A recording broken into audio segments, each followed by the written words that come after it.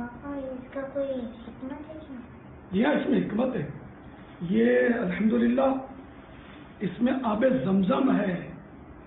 आबे जमजम और वुजू जिस बर्तन में किया हो उसका बचा हुआ पानी खड़े खड़े पीना मुस्तहब है।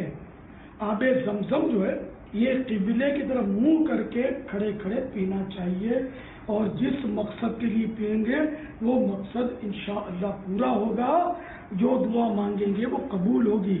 ये जमजम उसे लिए है जिस लिए इसे को पिए कोई, इसी जमजम में जन्नत है, इसी जमजम में जन्नत है, इसी जमजम में कौसर है।